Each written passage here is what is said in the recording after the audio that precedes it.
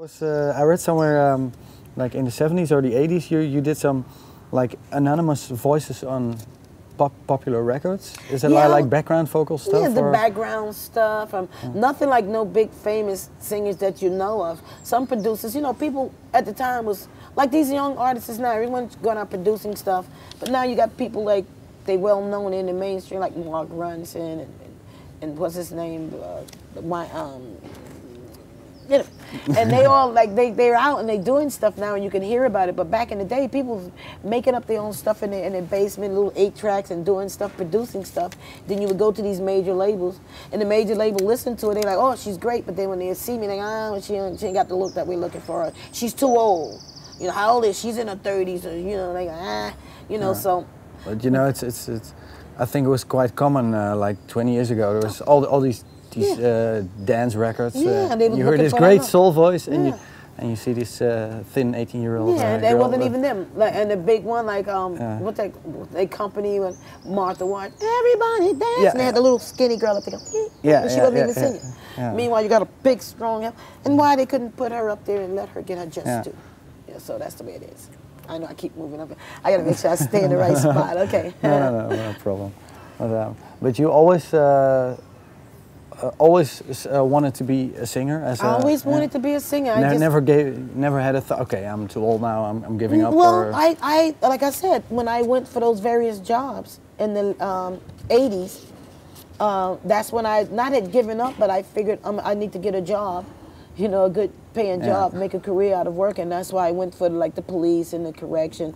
And correction came, and I thought that was going to be a career, and it was like an omen. My first few months in there, I was in a car accident, so I was out for almost like 9 months, and they wanted to fire me, so I resigned for medical personal reasons, and just got back with my wedding band, and from the wedding band, then I met the Dap-Kings. Yeah. You know, and with the wedding band, you also did soul and funk stuff? No, I did. Well, I did soul and funk, but I did covers. You know, we did. My wedding band was an unusual. It was an Italian band. It was called Good and Plenty, and but we would do stuff like I would do Whitney, Michael Jackson, you know, medleys from the old days, and you know some of the new stuff too. You know, and so it was a different band, but with me in it, it made a difference, and I was doing a lot of the soul stuff. We got over by doing the oldies and our old sets and old music, so yeah. Yeah, okay. And then, yeah, you already mentioned, then you, somewhere in the late 90s, you met Gabriel? Gabriel Roth, met him through well, he was trying to push Lee Fields, because, you know, Lee Fields, that, you know, James Brown thing, so. Yeah. They needed background singers. He needed 3 girls to help Lee Fields, and then, you know, and I said, well, why use 3 girls? When I can do all 3-part harmonies, that'll save you a little money, then you can get me, and so that's how it worked. And I went in and did the background for Lee Fields. Then Gabe asked me to sing some song. He's like, get in there and just make up something. They start playing the music, and I start winning up. Switchblade, and I start, I told you I'll cut you so fast, your mama won't know you're not made up stuff. Then they slowed it down to a sound. I was like, I told you I cut you so fast, your mama, and it's almost like a man, you know, in a way. And that stuff, they made it from there. Then the next thing I did, James Brown, I got the feeling. And then I started doing Damn It's Hot, The Landlord. And next thing you know, I was in Europe. What do you call that, Big Daddy magazine, which they no longer exist in England.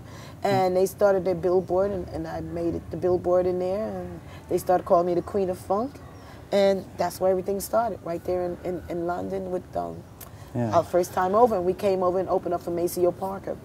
Okay, and so that was my first, that's how we got it.